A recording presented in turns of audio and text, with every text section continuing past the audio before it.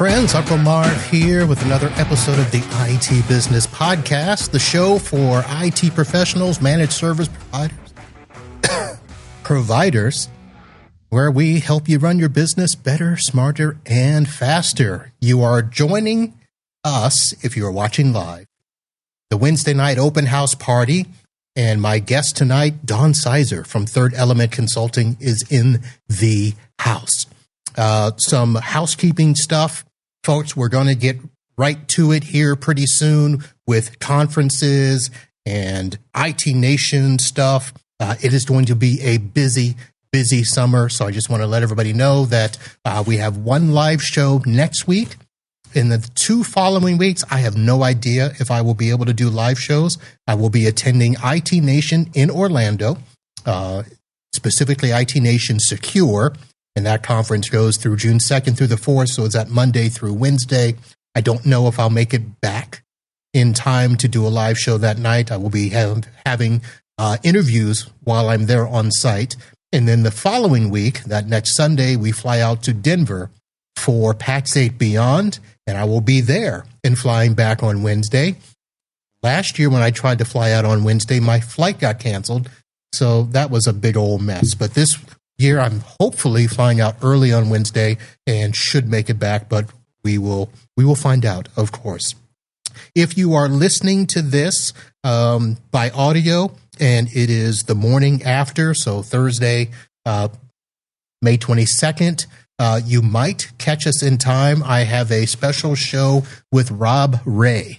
We are going to be doing a PAX 8 Beyond preview that will be recorded and released on Thursday. So it should be a very good episode when we do that. So some industry news today. Apparently, Google has confirmed a major update to Chrome's password management system targeting all 3 billion Chrome users worldwide. There was a car going by. This move is designed to significantly enhance user security and simplify the often tedious process of updating weak or compromised passwords. So, what are the key features of the update? So, Chrome's built-in password manager will now offer, thank you very much, to automatically change a weak or compromised password for users on supported websites. So when Chrome detects a problem, such as a password that has appeared in a data breach or is simply too weak, like 1234 or password, it will prompt the user with a one-click option to generate a strong replacement and update it instantly. So Chrome will not change any password without user approval, so user consent will be required, and it is only going to be on supported websites. And there's some links here. I'm not going to go into which supported sites those are. This update builds on Chrome's existing security features, such as strong password generation and dark web breach alerts. So why does this matter? Well, of course, everybody is trying to fight the billions of stolen credentials circulating on the dark web. Cyber criminals are increasingly targeting weak passwords. And this is going to be something that if you yourself are not a user of strong passwords, you should make sure that your clients are. So I'll have a link to this story. So make sure that you are communicating this to your clients, because I know if your clients are like mine, you have users that are doing all their stuff in Chrome, saving their passwords in the browser, all of that stuff. So that is going to be something to take note of. And another big announcement, for those of you still on Windows 10 or still have clients with Windows 10, Microsoft has released an urgent out-of-band update for Windows 10 to address a significant bug introduced by the May 2025 security update KB 5058379. This bug caused some systems to boot into the BitLocker recovery screen or experience repeated blue screen of death errors, effectively locking users out of their machines. So this was a part of Patch Tuesday. The Patch Tuesday update was intended to fix 72 security vulnerabilities, including several critical zero-day flaws. However, after installing the update, a number of users, primarily those with business-class hardware, reported that their devices were stuck at the BitLocker recovery prompt or entering the blue screen of death. So this is affecting Windows 10 22H2, Windows 10 Enterprise LTSC 2021, Windows 10 IoT Enterprise LTSC 2021, and devices with Intel vPro processors, which are 10th generation or newer, that include the Intel Trusted Execution Technology, or TXT, enabled. So there is a fix for it. They released an emergency update, KB 5061768. It is available exclusively through the update catalog, so it's not going to be found through a standard Windows update, so you can download that. Microsoft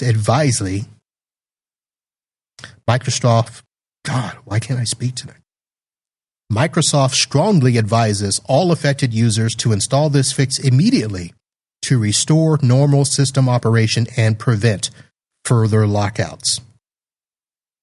And if you cannot access your system to install the update, Microsoft recommends temporarily disabling Intel VT for Direct I/O and Intel Trusted Execution Technology, that TXT thing, in your BIOS or UEFI settings, then rebooting, and it may allow you to bypass the BitLocker prompt and access Windows to install the fix. So, two big industry news items I thought I would let you know about today.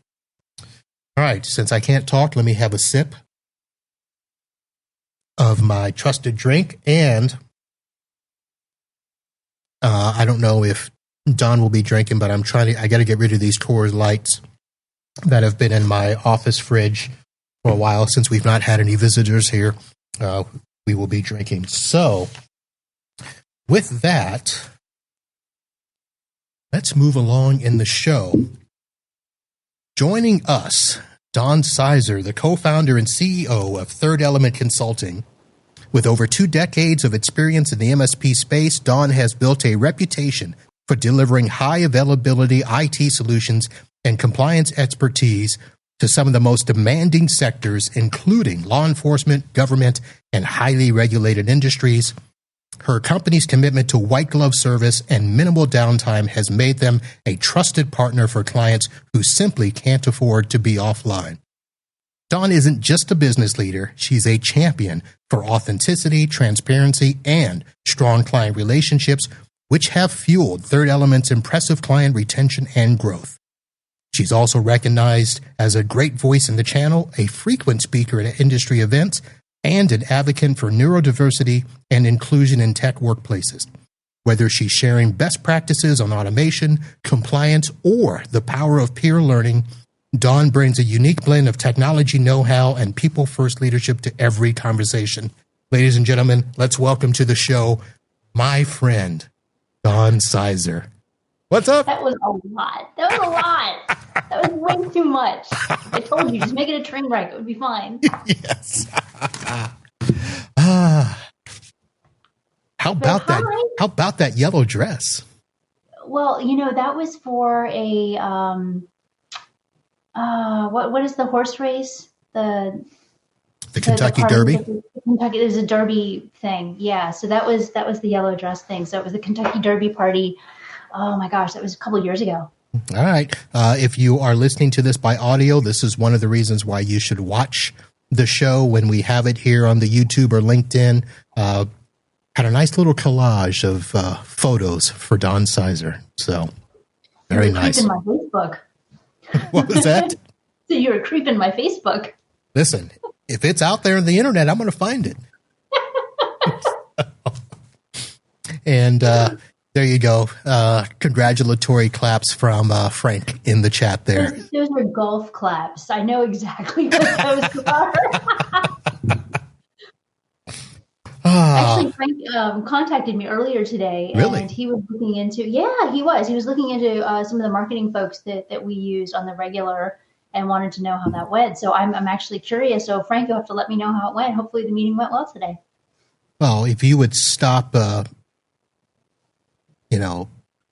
stiffing us on our, informal peer group meetings. No. Are you still a part of our group? I am. The better part of that, for those of you that don't know, it is an informal peer group, but it uses my teams. So yes, I'm still a part of my own team's group. Yes. No, hopefully. So next Thursday is our official move date. So everything is still in flux. We still have a couple things laying about yet. And obviously Dave's stuff is still in the background here, but we're almost there. Closing was Tuesday, and we have possession of the new property as of Thursday. So now, is this a personal property or a business property? Personal. So we've been 23 years in the same place. So packing up 23 years is a lot. All right. And you're moving to the big house? Yes, the big house.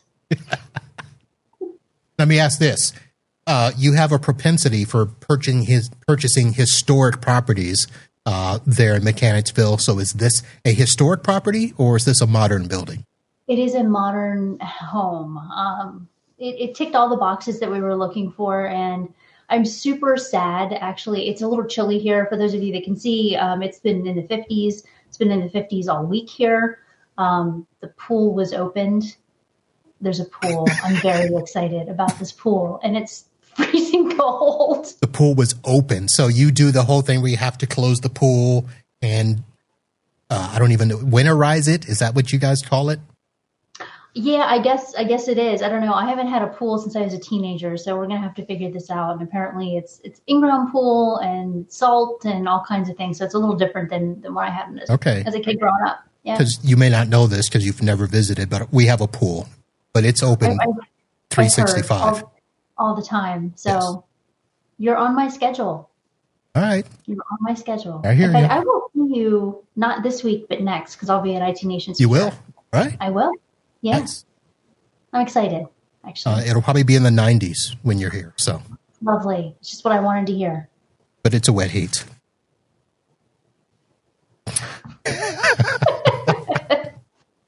So let me just go ahead and ask. So for people that may not know, of course, that nice introduction, Third Element Consulting, you guys have been in business over 20 years and stuff. Let me, let me just go ahead and ask. I know that, we've talked privately about, changes in the industry and where things are going. Is there anything that, you see right now that kind of stands out as something that you think other MSPs should pay attention to?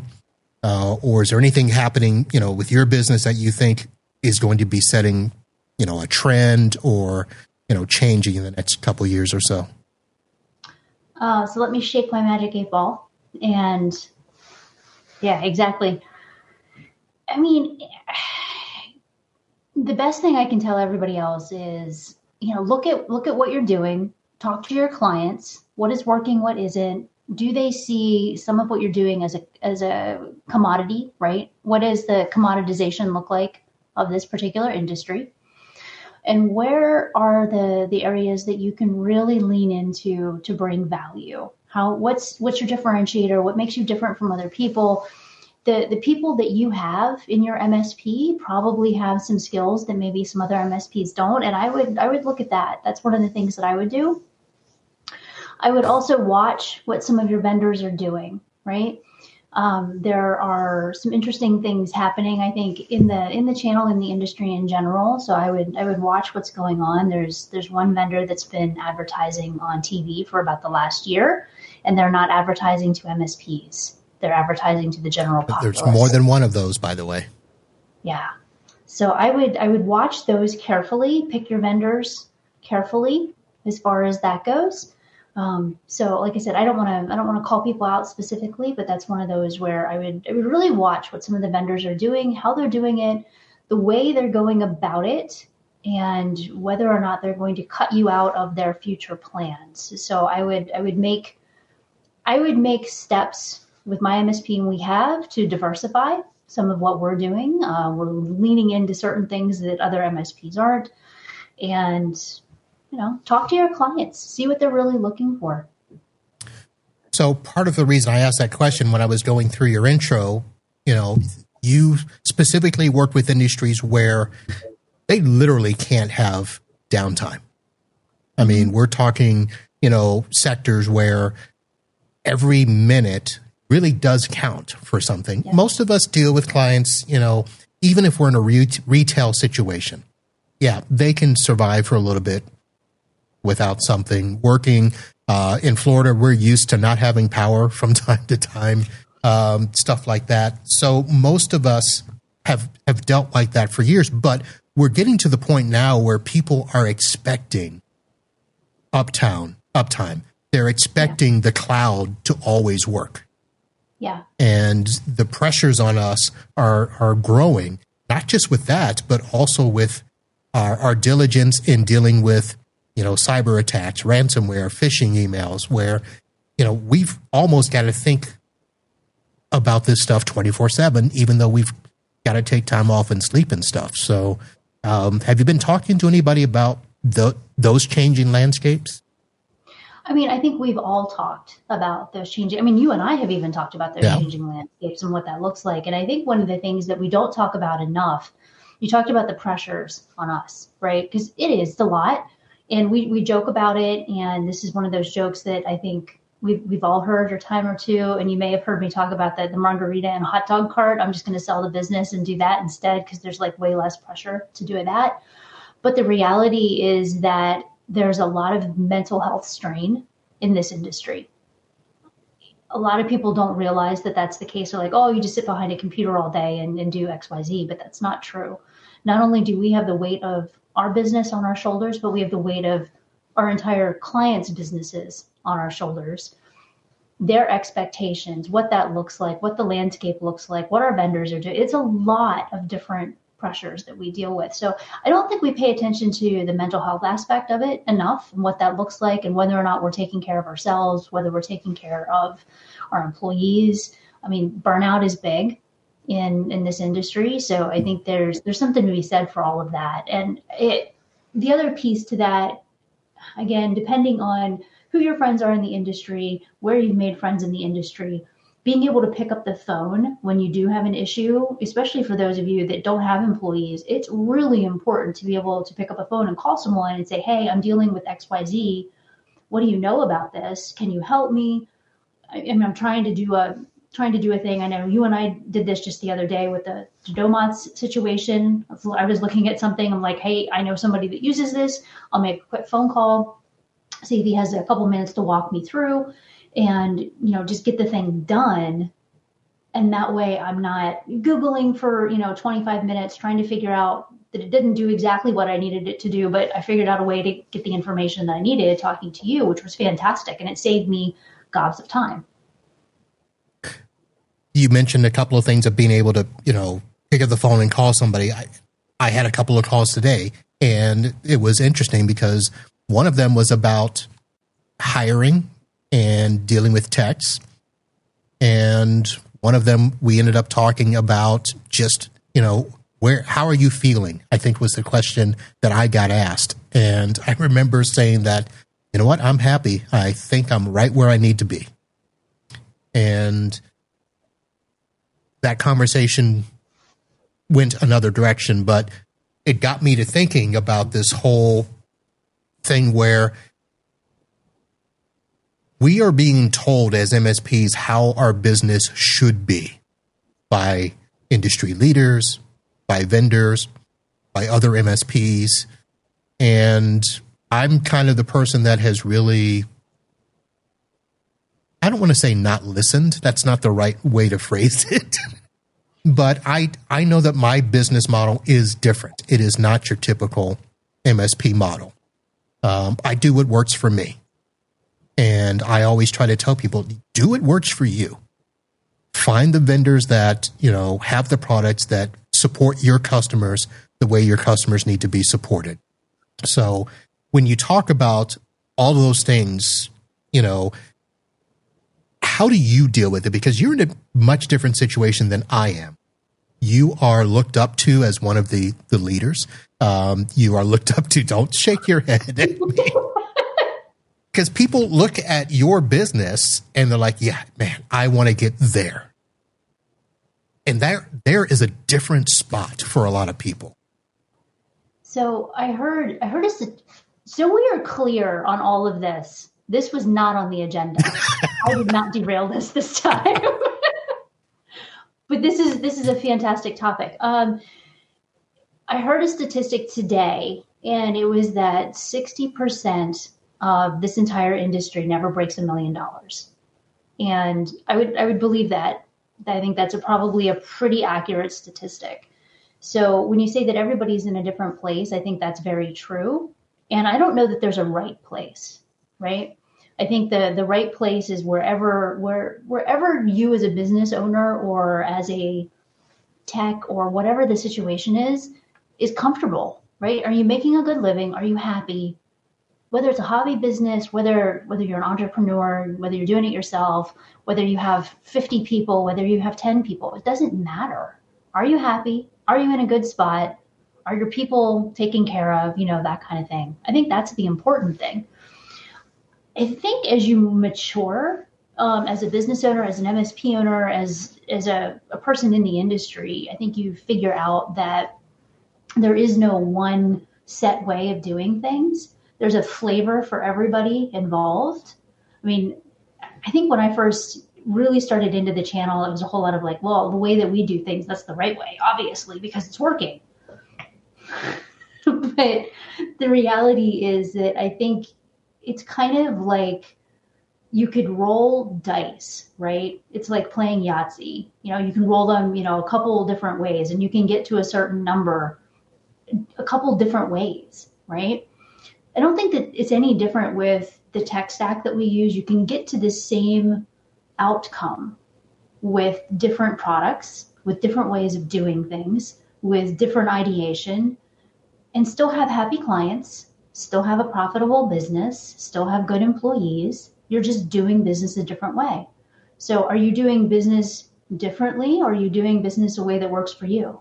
And I think you're doing business in the way that works best for you, Marv, the business owner. All right. You want to get back on track? That was a long way. It was a really long way of saying I think everybody has the right of it in their own way. You do you. You do you. Yeah. All right. You mentioned the Domodes thing. I wasn't sure if I was going to ask you about that, but can I ask you about that? Do you want to tell people what was going on and why you called me?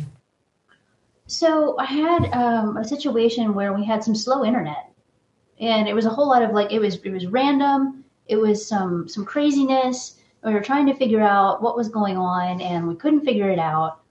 And we knew we had an issue with firewall at what point, and we thought we had gotten that fixed.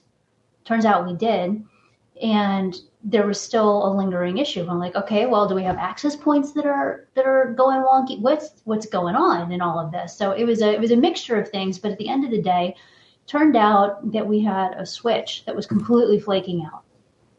And like I said, it was a new switch even. So that, usually you think if you have something new, it's going to work. Right.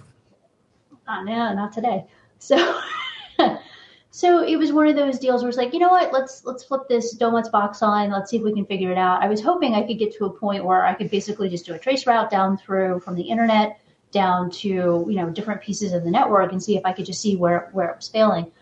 And we got to the point where it was like, oh, look, there's packets dropped all over the place from the switch, which is what you helped me find. And that was the end of that. But yeah, that's what was going on. And it was like literally the first 5 minutes of Donuts and me together. I was like, screw this. I'm calling Marv. And we'll figure this out together. Because like I said, it was something I wanted to do quickly to see if I could figure out, what is it the switch? Was it a wireless access point? Or did we, one of the guys thought we have a buried line from building to building. and it's a fiber line, and we did not want it to be the fiber line. Oh, yeah. Yeah. Interesting. Well, Yeah. glad I was able to help, although I wasn't sure how much I helped. But the fact that you just had a box laying around was pretty cool that you could flip on and turn on. To be fair, Dave had ordered, Dave's my husband, by the way, and also my CTO and COO, but he had ordered some little Chinesium thing. It was just a little tiny box. Yeah, it was pretty cool, actually. And had ordered it for just this purpose and was going to put it through its paces and see how Domos actually worked in our network, blah, blah, blah, blah, blah, and hadn't gotten it like the whole way working yet. And he was out of town and this happened. And I was like, oh, well, see what happens. Yeah. So also for those that don't know, if you haven't listened to the show, I recently did a Auvik versus Domos series. And I had MSPs and representatives for both companies come on to the show. We did a total of 3 shows so far, and I was going to do a wrap-up show afterwards. And one of the reasons that I was so cryptic in the way I did the show was because I did not want it to be influenced by me. And the reason I say that is because I use Domos.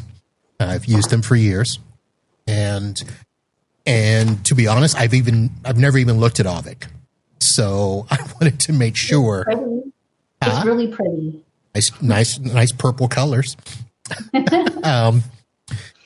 But I wanted to, one of the things that I've always wanted to do with this show is to be sure to give every vendor the opportunity to shine. Because just because I don't use something doesn't mean that I shouldn't give other people the opportunity to find something that works for them. So I try to have as many vendors on the show as possible. And that was my way to get Auvik on the show, to be honest with you. And I'm very happy that they did that. Very glad that they decided to join and be a part of that. But yes, I use Domos. I've used it for 6 years, 7 years now. I even have my logo on the boxes, so that way when it's at a client place, they know that's my box. But I love it. And for the thing that you were talking about, I know that I had directed you to try to go into, the device that you were looking at. And specifically, we talked about going into the switch and looking at the bandwidth on the switch, checking for latency, lost packets and stuff. And that is just fantastic. If you have a managed switch or managed switches in your network, you can see those things. Well, and to be fair, had the box actually been truly up and running, it wasn't. We literally had it shut off. I turned it on when I called you. And had it been up and functioning, working the way that it was supposed to be working with that amount of packet loss, it would have thrown a ticket into our NOC queue. We would have known that that's exactly what was going on. So I think that could have gone in a way better manner than it did. But again, we weren't to the point of doing a full vetting of the product yet. So it was just one of those things. I figured, we have the thing. I know Donovitz is on it. We're just going to, turn it on, see what happens, see if we can see anything before we go poking at a fiber line. Yeah. So I put that in all of my locations, and I don't care if it's 2 computers or 200. There's a Domos box going in there with managed switches and stuff. And that has helped me so much just to have that there. Yes, it's always running. You can go back and look at historical views. One of the things that I was going to do at a later show, but I'll go ahead and do now, I had started to talk about an issue that I was having with my ISP at a client move where we connected all of their stuff at a new location, and all of a sudden we were having network drops. And we couldn't understand. It was a brand new service. Everything had come up exactly the way that it was downstairs, except for one thing, where at the old location, we had phones and computers completely segmented, meaning the computers were on one switch, the phones were on another switch. But in this new location, the client did not want to double up on network jacks and stuff. So we had a lot of the phones sitting behind, a lot of the computers sitting behind the phones. And it was only the computers behind phones. Well, let me rephrase that. The whole network was blipping out. But when we were trying to locate it, I had my Etherscope there, and I couldn't really see what was going on. And I'm thinking, well, maybe DHCP is turned on the ISP side because they tried to run an MPLS. We were running VLANs. We were running VPNs back to other offices. So there was a lot going on. And in normal situations, the ISP would turn on DHCP and they would manage the network for both the voice and the data. And we said, no, we want to manage it. Well, to make a long story short, my Domos kept showing me a conflicting IP with our gateway. And could I have changed the gateway? Yes, but I didn't want to because I didn't want to have to go through and manually, force a reset on all the machines. We had some DHCP static stuff set up with assignments and reservations. And I'm like, I'm not going through all this. But I argued with the engineer at the ISP for like 10 minutes, telling him, no, you have a device somewhere, either in your Cisco Meraki or your VeloCloud, that is set to the same IP. And here's the MAC address. And I went into Domos and I had the history of all the times it would go up, it would go down. I'm like, here it is. See it. And they're finally like, oh yeah. Even though they had DHCP turned off, they still had something assigned to our gateway address and got them to change it. But all I kept thinking of is, what about other people that try to have these fights with without that, you chase your tail forever. Yeah. Yep. So, we've all been there. We have. It's usually DNS, but Yeah, wasn't DNS this time. So I want to go back. We're going to take a break here real quick, but I do want to, Frank made a comment, no way, those were loud claps. And then I see that Giles has joined us at least for a minute to say peer relationships help for sure. And Giles also helped me out with a question today as I was helping somebody else out.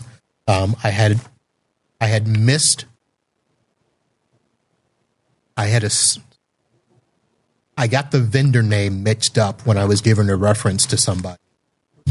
And I had to reach out to her to say, hey, is this the company you use? She's like, no, run away. She's awesome. Have you seen her ASCII thing yet this year? Yes, I have. It's really good. Yep. I have. Let's do this. Let's say thank you to our sponsors here. Of course, we are presented by, I guess I should turn off that. Joys of a live show.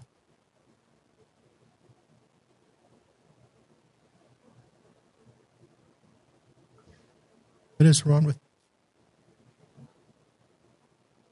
NetAlly, our premier sponsor, home of the Etherscope, the Link Sprinter, and all the tools in between. They give you fast, reliable network testing in your palm of your hand. And when I head out to IT Nation in 2 weeks, I will be doing internet live shows thanks to Rhythms, the internet in a box. Steve Copeland in his monkey suit. Not sure if I'll have him pose by the booth there and do that.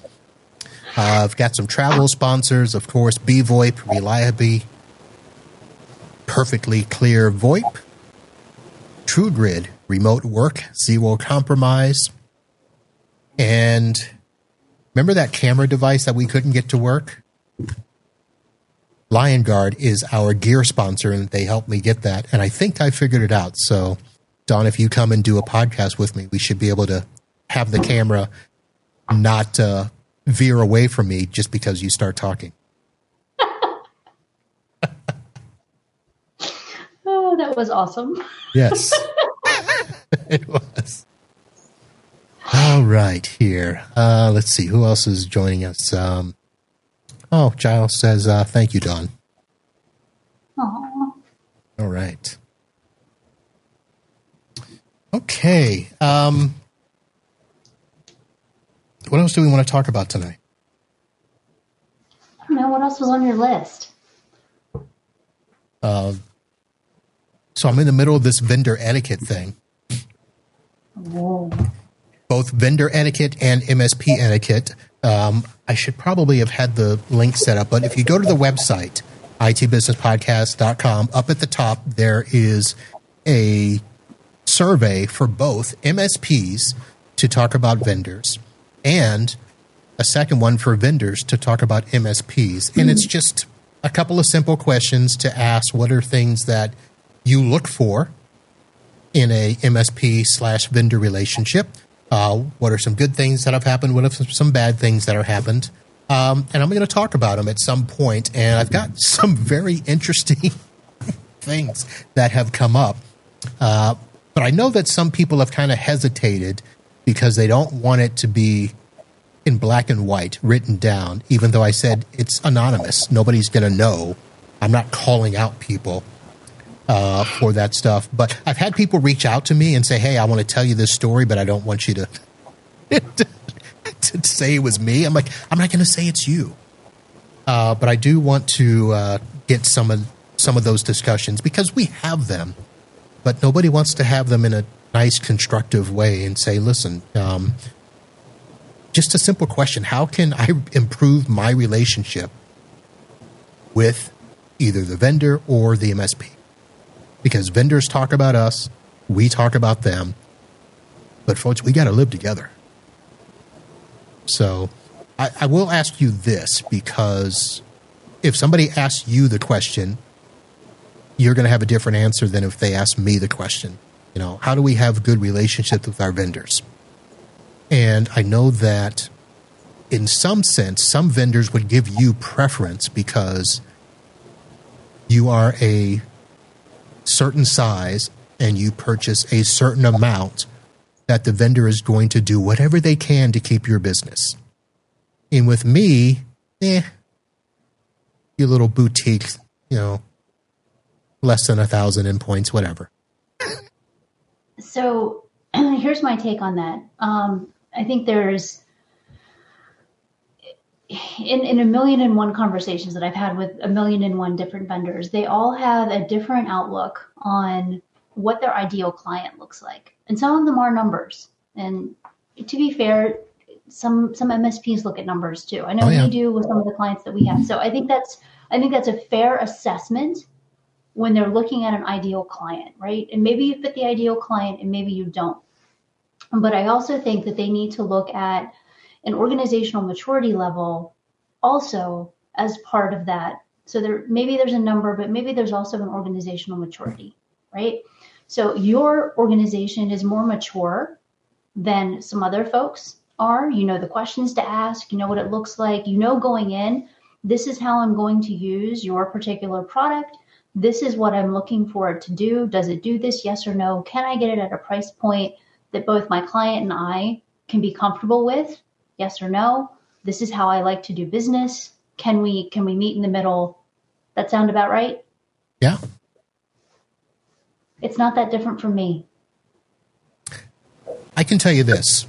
There are a lot of vendors that they're looking at the relationship from a standpoint that it's not just about numbers. And I think I can say this without offending too many people. So I get looked at differently than other solo techs because I have a podcast. Mm-hmm. And the fact that I can say great things about a vendor, or I can not say anything about a vendor.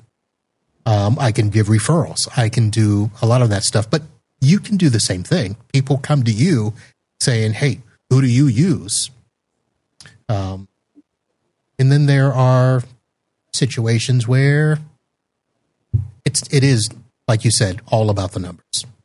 Right. And again, I think this comes back to the flavors, right? We may use, XYZ product, But there are 3 other products that do some of the same things. Depending on whether or not you have, ABC product, you may want to look at something a little bit different because you're going to have too much overlap between the two. Like there's all kinds of ways to look at this. I think at the end of the day, you have to be very satisfied with who's leading the ship at that particular vendor, what that looks like, right? What their values are, and whether or not your account manager is any good, because that's going to make or break a lot of that relationship. I tell you what would help is if I had the same account manager more than a year. Yeah, right. And I really do have some really good account managers at some of the places that we do business with. And in fact, I just got to spend some time with mine from SureWeb out in Chicago, Jacob Lowman, who's just awesome. He's just a stand-up gentleman, and I really like him a lot. All right. So shout out to Jacob. Shout out to SureWeb then. Yeah. I don't use them, but I've heard good things. Yeah. We're happy with them. Yep. So I'll give one survey response just to give people an idea. Here are the questions. So, like I said, 3 questions. Number 1, what are the most important qualities you look for in a vendor relationship? So this person, let's see, the 3 things that they checked were trustworthiness and reliability, open and transparent communication, and ease of doing business. And there were some other ones in there, but those were the 3 that this person chose. What was that? I'm just clearing my throat. The second question, what do you think is the most common mistake vendors make in their etiquette towards MSPs? This person, lack of responsiveness or follow-up, over-promising without delivering, disrespecting your time and boundaries. That's probably the one I hear the most. Calling my cell phone on repeat that I didn't give you a number for. Yes.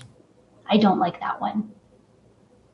That was probably one of the rants that I did a while back where somebody called Kim's cell phone. Yeah, I remember you saying about that. And I was like, how the hell did you even get that number? Yeah. Because that is nowhere in any listing, public or private, associated with the business. Yep. So I think I know how it happened. I'm not sure which vendor specifically, but I do know that there are 2 vendors that when they ask you for that emergency contact number, I'm like, we're not giving that number ever again. Yep. Yeah. There's plenty of times you go to conferences and they request or require that you have your cell phone number in there, and that gets sold. Yeah, that's why I have they say they won't do it, but that's why I have a bat phone. I don't blame you. Let's see. Describe your best and worst interaction with a vendor related to etiquette. What made it memorable? Ooh, do I want to say this on the air? You know what? Listen, in all transparency, folks, I'm gonna read it as it's written. Talk amongst yourselves. Best. ThreatLocker has never bugged me before or after the sale. Worst. Kaseya calls me once a month, even though I've told them to stop. That was the submitted survey. I had one. Same vendor there in the latter side of things. Reached out to another client of theirs, gave that client my contact information to have them contact me to go around to not have the special K person contact me directly. So they gave my personal information out to another client to have them contact me. Oh, sorry for that.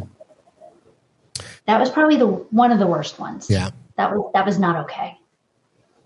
So full disclosure, I use ThreatLocker and I have some products with Kaseya.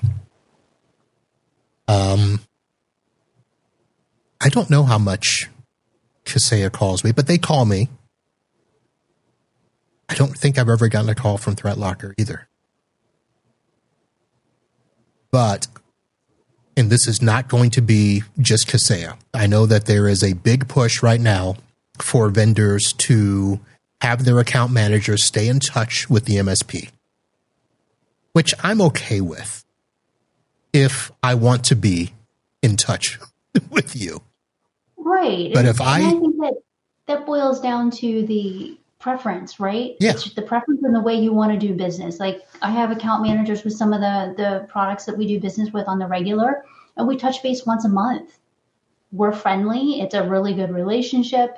It's great. Nothing wrong with that. They keep us up to date with, things that are going on, anything we need to know. If we have questions, they answer them then, if there's anything they can't, wait or whatever. But other than that, and then there's also products I never hear from anybody because it just keeps on keeping on. Yeah. Which is fun.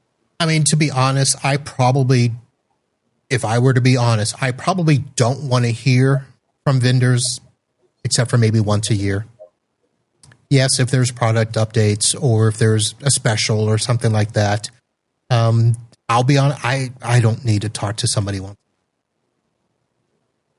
I just don't.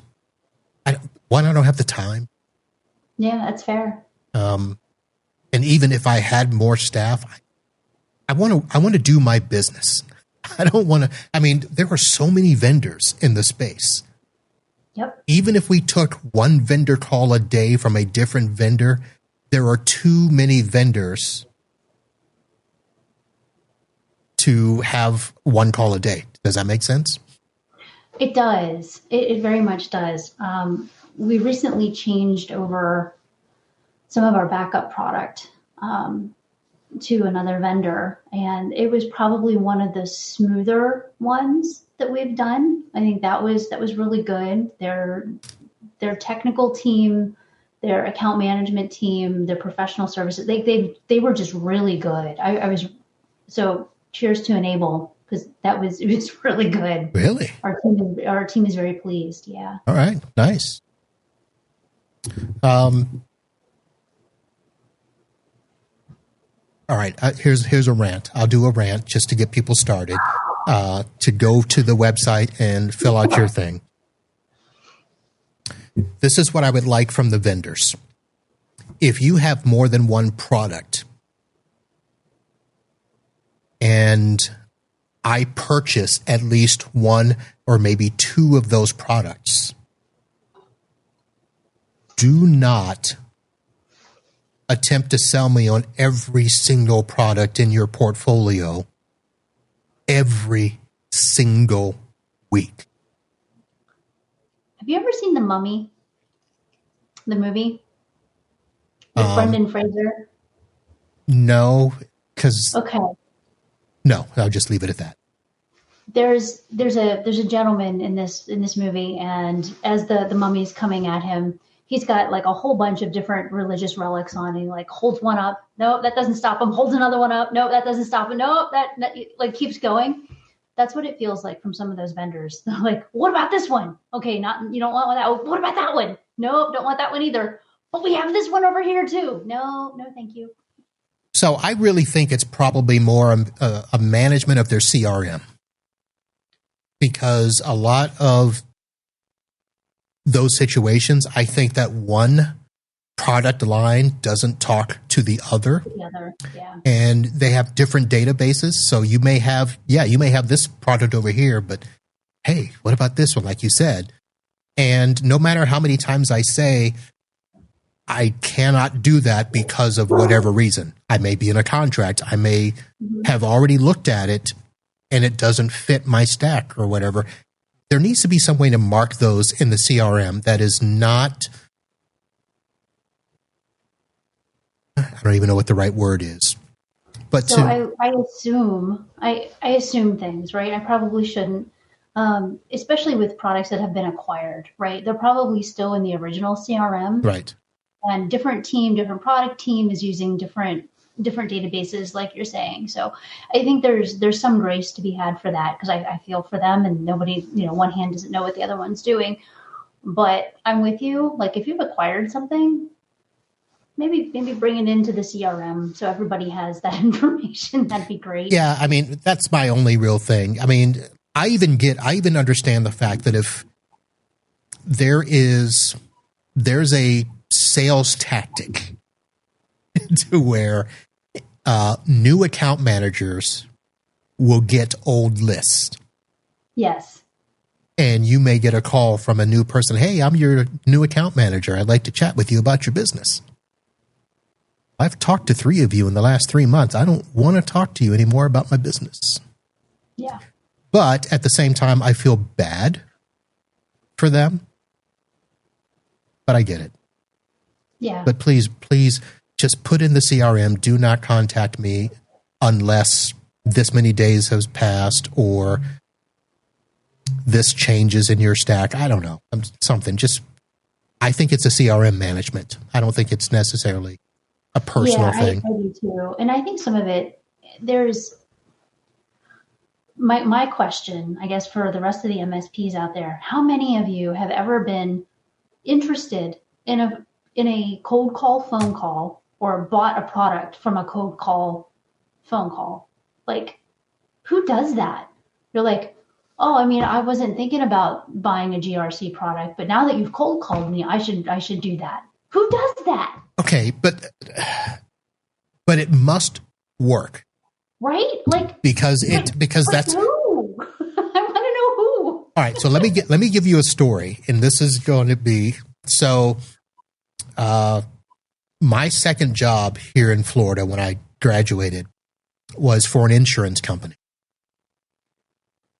I don't know if they're still around, the New England. I got very excited for just a second when you said my second job, and I was like, oh, you put the iguana thing into practice. No. But the way that we had to start selling was literally pull out a phone book and start calling. So for those of you that are not of the age to understand that, yes, there were physical 4 to 5 inch phone books, and that's how I had to sell. And this is my first call. I got an appointment. Wow. And everybody was, first of all, shocked because apparently you're not supposed to get an appointment for like days. But my first call, I got an appointment. And I'm like, all right, that works. How hard can this be, right? So it works. It happens. People do respond to cold calls. How else do people get tricked by, I am calling from the remote support department? Yeah, I don't know. I think it's more along the lines of, and maybe there's a certain demographic that when you're in buy mode or when you're in discovery mode, I think is probably at that point, right? When you're in discovery mode, you're going out, you're looking at whatever it is that you're interested in, you're figuring it out, and then you're figuring out, okay, there's two different ones, like the Domos and Avik thing, right? There's these 2 things. I know I'm zeroed in on those, so I'm going to test both of these things. At no point did I get a cold call for either one of those and decide one or the other was the way I was going to go or anything else. It was just research that I did on my own. It was part of the discovery process. I went out and took a look. If they cold called me, I would have hung up on them anyway. I wasn't there. That was not the stage that I was in. And then, when I'm ready to buy, I'm just going to go online and do the needful. So let me do a real quick search here on my LinkedIn, because the LinkedIn is getting to be the equivalent of a cold call, where somebody sent me. I probably won't be able to find it now, but somebody literally, and this was either today or yesterday, sent me a message that was just literally, hey, I see you're in the industry. We should connect, blah, blah, blah. And I'm like, really? That's it? That's how you're going to? That's all I got. I should have. If I find it, I'll let you know. But it was just one of, oh, here we go. So somebody sent me a request link on the LinkedIn. And then a few minutes later sent me an email saying, hey, I just sent over a LinkedIn Connect request and wouldn't mind if you wanted to connect back. They wouldn't mind. Did you do it? Hell no. First of all, they don't meet my requirement limit. We don't have 55 connections in common, so that ain't going to happen. All right. Nice. All right, so guess what it's time for, Dawn? Is it Florida Man time? It is time for Florida Man, and I have it's not your typical Florida Man story tonight, but a Florida man named Jeffrey Innocent was recently involved in a widely reported altercation in Green Acres, Palm Beach, Florida. Despite his seemingly ironic name, Innocent was accused of several serious offenses at a sober living facility on May 20th. So, according to the Palm Beach County Sheriff's Office, Innocent attempted to bring 2 bottles of alcohol into a sober home as a guest of a new resident. When confronted by a resident about the alcohol, Innocent became agitated, leading to a verbal dispute in the driveway. During this confrontation, a small bag containing an unknown white substance fell from Innocent's pocket. When the resident tried to pick it up, Innocent allegedly attempted to stab him with a double-bladed knife, but the victim managed to evade the attack. The situation escalated further when another woman tried to collect the narcotics. Innocent reportedly lifted her and slammed her onto the concrete, causing her to briefly lose consciousness. After the altercation, he left the scene. Deputies later found him about 1,000 feet from the sober home. During his arrest, he reportedly damaged a police vehicle by kicking the prisoner's partition, causing $1,000 in damage.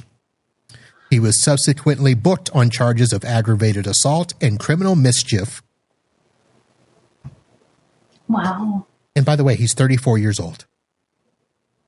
Oh, I mean, that's impressive. Yeah. Reminds me of, I think it was an old Cops episode. Guy had narcotics in his pants, and he's like, those aren't my pants. Okay. So when I do my Florida Man watch party coming up soon, we're gonna be doing those. We're gonna have bingo cards. And one of the bingo spots will be not my pants. Not my pants. All right, I like that one. Yep. I've not been having people challenge Florida Man stories, but you came prepared tonight, so. I did. Well, I was struggling between this one and the one where the guy shot his neighbor's cow. But that's old. This was pretty good. So, Florida man is facing charges for marrying 3 Florida women in 3 different counties at the same time. That was last week. It was 3 weeks ago, actually, Yeah. but it's pretty good. It's pretty good. He took each one of us a county over to get married, said Brandy, his first wife. So apparently none of the counties check on the marriage licenses. So if you need to get a second or third or fourth husband or wife, you just go to different counties in Florida and there you go. So here's the best part of that story. Favorite husband or wife. So the names were Michelle Betsy, Yes. Brandy, and Tanya. Those were the 3 names. And the dude was posting pictures on social media. Like, was nobody going to put that together? Well, let's see here. What I forgot what triggered that. So Tanya was the one that suspected something. oh, well, you know. So Tanya was the first wife, Brandy was the second, and Michelle was the third. So Tanya started suspecting something. And so this is the part of Florida too. So Remember when Live PD was on? I don't remember Live PD, but I remember Cops really well. Well, Live PD was the update to Cops. And Live PD would air Friday and Saturday night for 3 hours, and they would literally show live clips. Oh, my gosh. Pasco County was probably the most popular county of all of the offices across the country because the craziest stuff happened in Pasco County. So, let's see, Duval County it's down here. Manatee County, Hernando County is right next to Pasco County. Oh, well, that explains a lot then. Yes. Okay. So he was only charged with felony bigamy. And, well, I mean, he wasn't doing anything. It's not like he shot his neighbor's cow 5 times. So no. So his sentencing is scheduled for July, and he could face anything from probation to up to a year in jail. That's it. I wonder if he'd get married again in jail. He'd probably have somebody send him. Little pen pal wife. My name is Anne Marie. All right. So, Ms. Sizer, thanks for hanging out. Well, thanks for having me. I'm glad I could join you this evening. Well, I probably should have said this in the very beginning because some people were probably expecting Michael George from Synchro to be on the show because I've been promoting that. He had to reschedule, and I reached out to Dawn. It wasn't last minute, but it was fairly close. I mean, it was less than 24 hours. Yeah. And I think you gave me more heads up than that. Well, if you had checked your phone while it was charging. I was packing. That was awesome. That was the most, that answer when I saw that. So to give more context to this, folks, I had texted Dawn from the bat phone, and actually all I did was say, "You busy?" So it wasn't. And you responded, I don't know what, 2-3 hours later, and you said, 2 hours later, it was ridiculous. Sorry, my phone was charging. And I was like, does it not work while it's charging? Nope.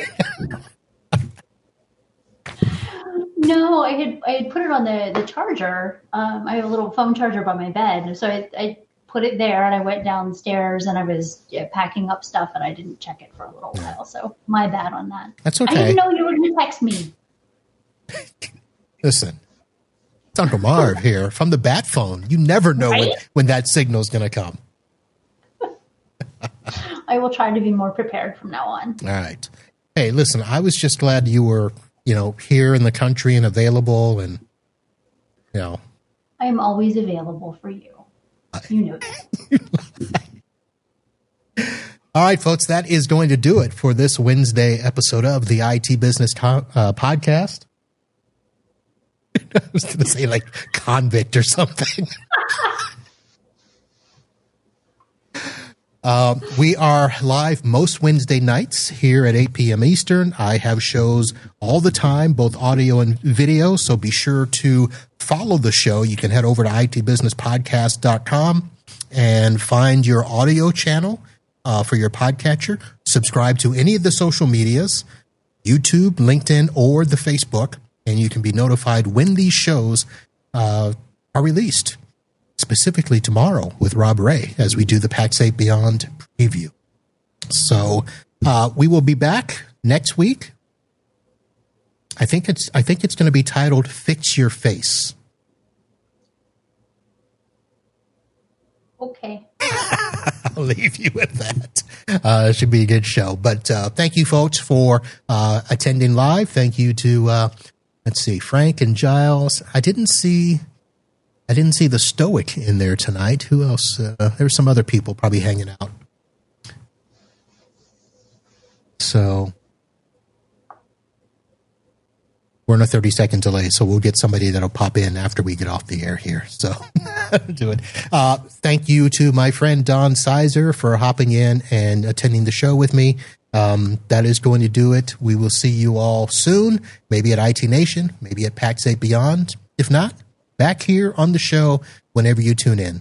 Thank you very much, folks. We'll see you next time. And until then, holla.